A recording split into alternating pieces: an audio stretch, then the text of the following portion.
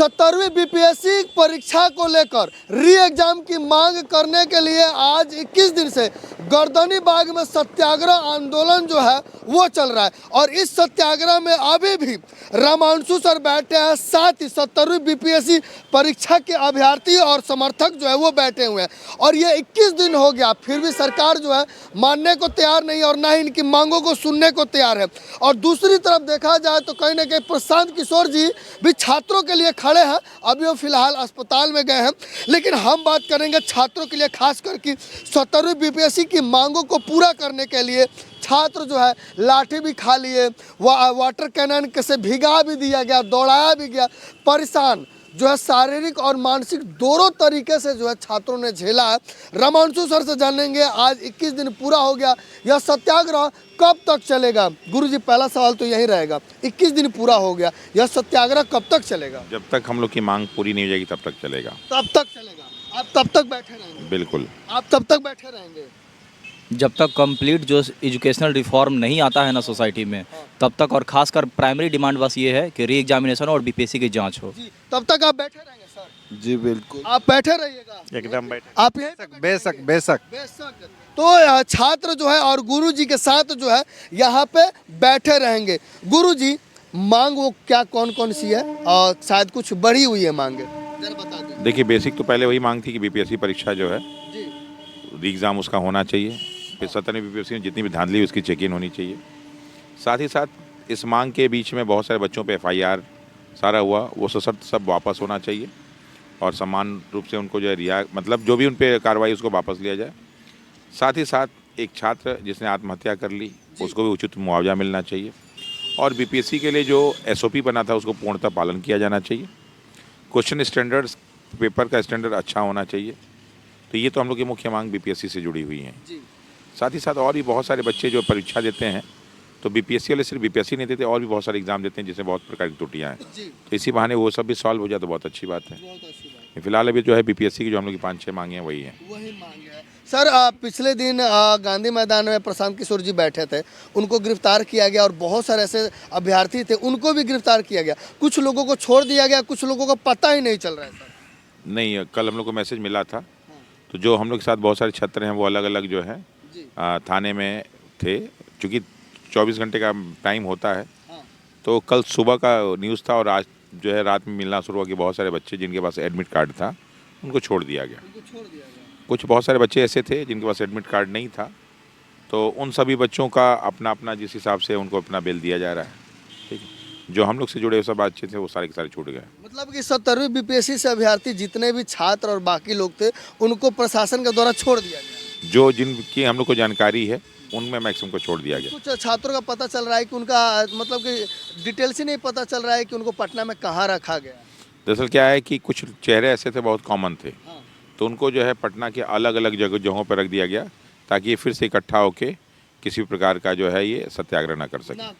मतलब कहीं ना कहीं सत्याग्रह को बिखेरने का काम किया गया। बिल्कुल, प्रशासन तो ये काम करेगी ही करेगी। जी बिल्कुल। अभी गर्दनी बाग में यहाँ बैठे हैं और बहुत सारे छात्र अभी भी साथ हैं, तो क्या यहाँ पे प्रशासन जो है जिस प्रकार से हथकंडे अपना रही है यहाँ पे अपना पाएगी या नहीं अपना? नहीं, ये तो धरना स्थल जो है कोर्ट द्वारा दिया गया है ना, तो नहीं कर सकती यहाँ पे। यहाँ पे कभी नहीं कर सकते ना, लाठीचार्ज नहीं, ये सब नहीं हो, वाटर कैनन का कुछ नहीं, कुछ नहीं, कुछ गिरफ्तारी भी नहीं, बिल्कुल नहीं। क्योंकि लोकतांत्रिक अधिकार है हम लोग का ना, जी। और हम लोग यहाँ शांतिपूर्वक बैठे हुए हैं, किसी को डिस्टर्ब तो कर नहीं रहे हैं। जी। तो जब किसी को डिस्टर्ब नहीं करेंगे तो क्यों हम लोग को डिस्टर्ब कोई करेगा? सर देखा जाए पिछले दिन प्रशांत किशोर को जो है 4 बजे से पहले जो है उनको आनन फानन में गिरफ्तार करके अलग अलग जगहों पे ले जाया जाता सर, क्या ये कानून के द्वारा उचित था? इस तरह का प्रश्न का जवाब आप उन लोग से पूछिए ना।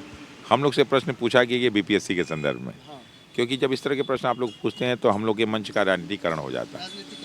तो इस तरह के प्रश्नों का जवाब उन लोगों से। इसको हटाते हैं सर। 17वीं बीपीएससी परीक्षा को लेकर जो है 4 तारीख को एग्जाम हो गया, क्या ये मामला सुप्रीम कोर्ट में जा चुका है? जी हाँ, आज सुप्रीम कोर्ट में सुनवाई होने की बात हो रही थी, और सुनवाई हो सकता है हो रहा हो। जब इन्फॉर्मेशन आएगा तो मैं जरूर इन्फॉर्मेशन दूंगा कि क्या क्या हुआ। बेसिकली क्या है कि उसमें इसके सारी चीज़ों पे स्टे लगाने की बात की गई, और साथ ही साथ जो डीएम एसपी हैं उनके पे कार्रवाई करने की बात की गई। तो वो देखते हैं क्या है, कहाँ तक है वो। डीएम के द्वारा सर छात्र को थप्पड़ भी मारा गया था पहले एग्जाम में। बिल्कुल, उन पे इसीलिए जो है सुप्रीम कोर्ट पे उन पे सुनवाई हो रही है। देखिए क्या रिजल्ट आता है। क्या लगता है सुप्रीम कोर्ट में मामला चला गया और छात्रों के पक्ष में जो लड़ाई लड़ी जा रही है, इसमें क्या हो सकता है?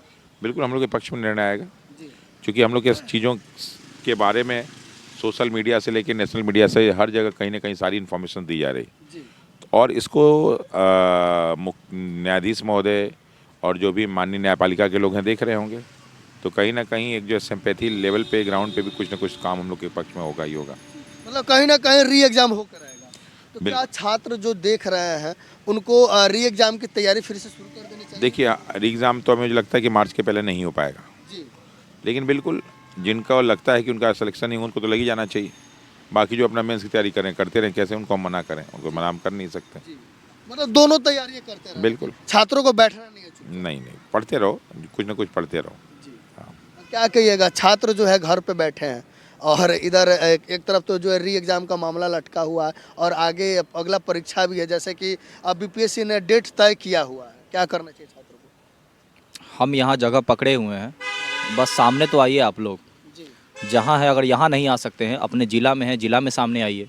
नहीं सामने आ सकते हैं तो अपने जो भी अधिकारी पदाधिकारी गण है, ठीक है, वहाँ पे जा कर के सवाल पूछिए। सवाल पूछना आपका अधिकार है, ठीक है, और उनका जवाब देना उसका ये उन लोग का ड्यूटी है, ठीक है। तो अपना राइट्स पहचानिए, तभी वो लोग अपना ड्यूटी निभाएगा। मोस्ट इम्पॉर्टेंट बात क्या है कि हम लोग का मांग तो जेन्युइन है ना। सबसे बड़ी बात ये है कि ये लोग बात सुनना ही नहीं चाहता है। अगर सुनना चाहता तो हम लोग ये गुहार लगाते रह गए कि मुख्यमंत्री जी हमारी बात सुनिए।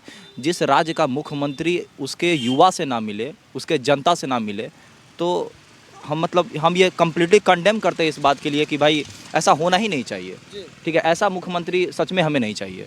हमें मुख्यमंत्री वैसा चाहिए जो युवा के लिए जिए, ठीक है। और मोस्ट इम्पॉर्टेंट बात ये है, जो बार बार जो बयानबाजी किया जाता है, तो दरअसल कहीं ना कहीं सरकार तो खुद ही कटघरे में है।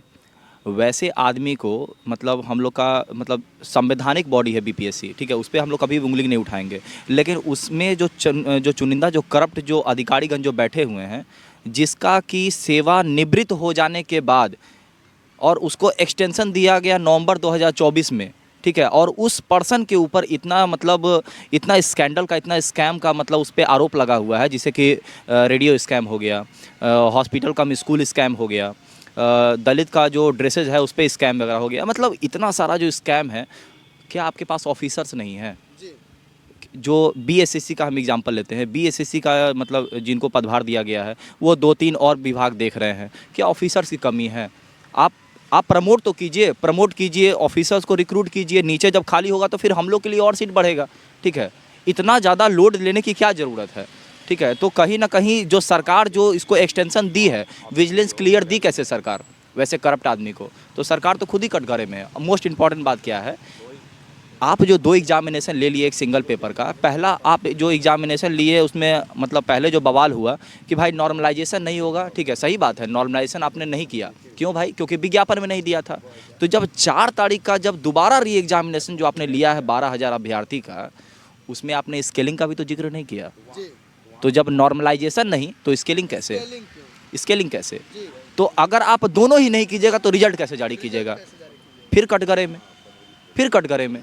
अब रही बात ये, आप आयोग हैं, आपके लिए 1 अभ्यर्थी और 4 लाख अभ्यर्थी दोनों बराबर है, कंप्लीटली इक्विवेलेंट है, ठीक है, इक्विवेलेंट जो कहिए सब है, ठीक है। आप तौले क्यों?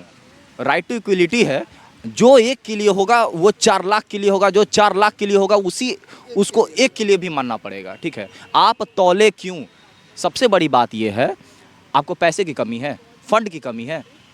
यूपी पीसीएस 125 रुपये में लेता है, लेकिन एकदम स्मूथ एग्जामिनेशन कराता है, ठीक है। आप 700 रुपया, 600 रुपया, यहाँ तक अगर सीडीपीओ का भर दो, ठीक है, एग्जामिनेशन एक ही होगा फ्री, ठीक है, लेकिन 1200 रुपया आप ले रहे हैं। क्या तुक है लेने का, ठीक है। यहाँ तक आप एक्स्ट्रा सीट भी नहीं दे रहे हैं, जो हम लोग का होता है ना कि OMR सीट का 3 सीट दिया जाता है, वो भी नहीं दे रहे हैं। अरे जब आप कोई फैसिलिटीज नहीं दे रहे हैं तो पैसा किस बात के लिए ले रहे हैं? और जब पैसा ले रहे हैं तो री एग्जामिनेशन कराने में प्रॉब्लम हो रहा है आपको। अरे इट्स अ कॉमन सेंस। ये इंडिया का सबसे बिगेस्ट स्कैम है। जो नीतीश कुमार जी ये कहते हैं रोजगार मिल रहा है ना जी, सच बात है, मिल रहा है।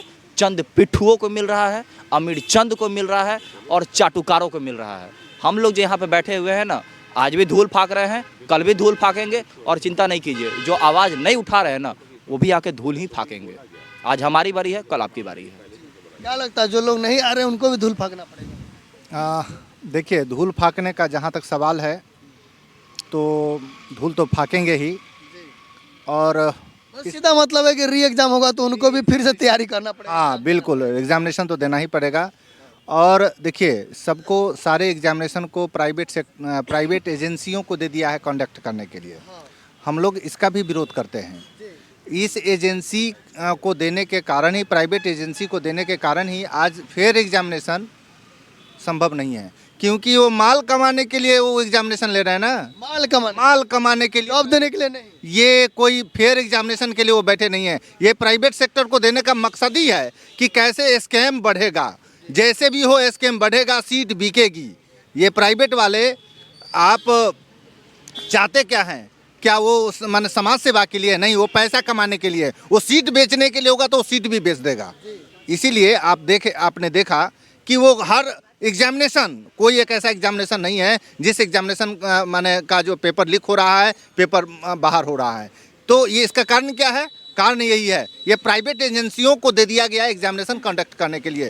तो जो भी सरकार सुन रही है आवाज़, सरकार के अधिकारी पदाधिकारी, तो इस धरना स्थल से हम कहना चाहते हैं कि प्राइवेट एजेंसियों को न दे करके वो सरकार की एजेंसी कराए। यहाँ हमारी थोड़ी सी सुकून होगी, वहाँ से फेयर एग्जामिनेशन का हम लोग संभावना